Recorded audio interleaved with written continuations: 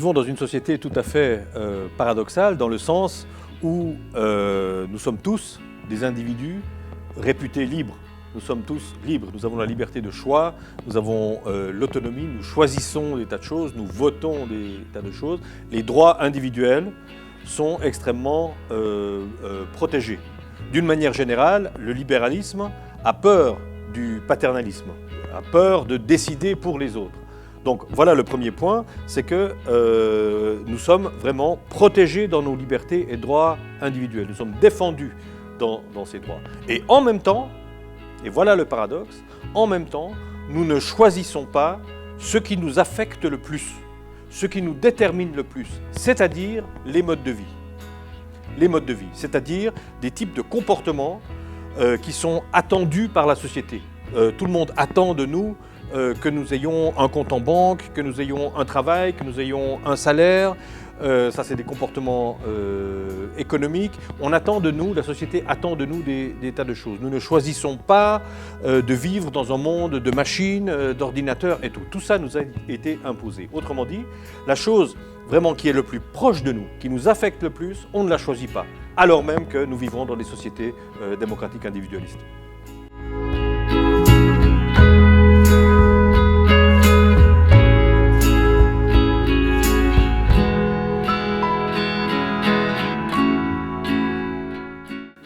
En même temps, nous n'avons jamais été dans une société aussi éthique.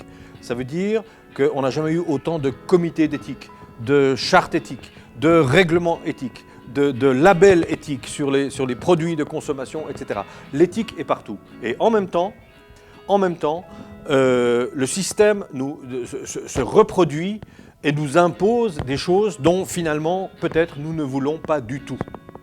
Il y a là véritablement un paradoxe, c'est-à-dire que cette éthique individualiste, au fond, fait que le système lui-même peut se reproduire infiniment, peut se reproduire automatiquement, peut se reproduire absolument mécaniquement.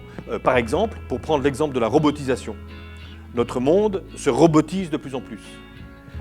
Nous avons tous l'expérience de téléphoner à des voix préenregistrées, de devoir taper sur 1, taper sur 2, etc. On a tous l'expérience de la voiture qui fait un bip pour que nous soyons obligés de mettre notre ceinture de sécurité, etc. Les GPS qui nous donnent des ordres, les ordinateurs qui nous donnent des ordres. Autrement dit, nous sommes de plus en plus dans un monde où les machines nous donnent des ordres, où nous obéissons en fait aux machines. Or, chacune de ces machines qui est mise sur le marché est soumise à un contrôle éthique. Pour chacune, il y a un contrôle éthique, il y a une commission éthique pour dire est-ce que les données sont préservées, est-ce que la sécurité des usagers est préservée, etc., etc.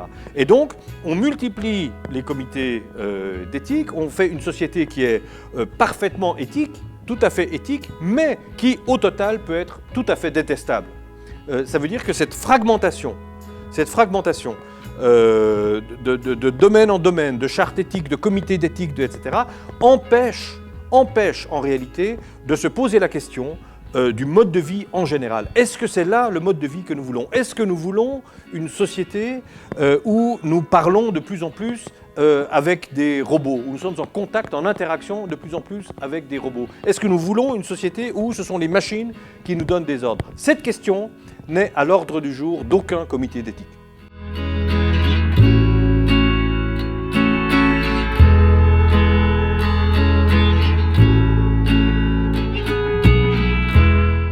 Le problème, c'est que par rapport à cette situation, par rapport à ce paradoxe, les comportements individuels sont tout à fait inutiles, inefficaces.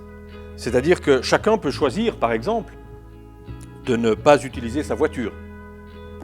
Chacun peut choisir de ne pas avoir de téléphone portable ou de ne pas utiliser l'ordinateur, c'est plus difficile.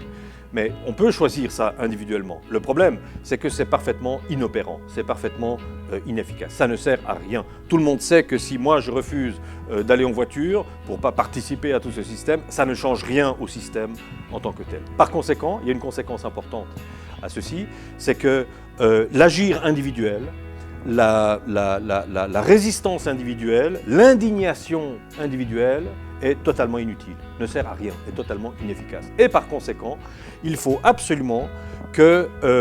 ça veut dire que la solution de ce problème, c'est une solution véritablement politique. C'est une solution vraiment commune. Elle ne peut être que politique, parce que individuellement, c'est impossible. Et par conséquent, si on veut enrayer cette espèce de reproduction mécanique et automatique du système, si on veut pouvoir réorienter nos modes de vie, un tant soit peu, n'est-ce pas, dans telle ou telle direction, alors il nous faut créer une institution, c'est pour ça, donc quelque chose de commun, une institution qui nous permette de décider de telle ou telle orientation. Alors évidemment, c'est très difficile.